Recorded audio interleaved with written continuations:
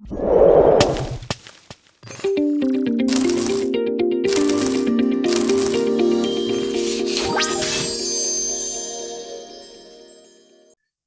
number 34. The community that contains lions, elephants, giraffes, squirrel, and monkeys indicates which type of diversity?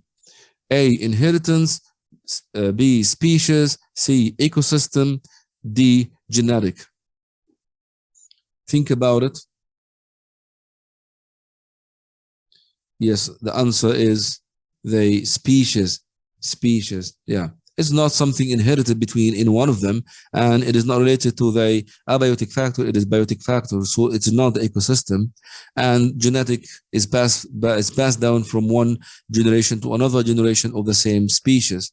And here it's just different of species, different types of species. So here is diversity because they different of species.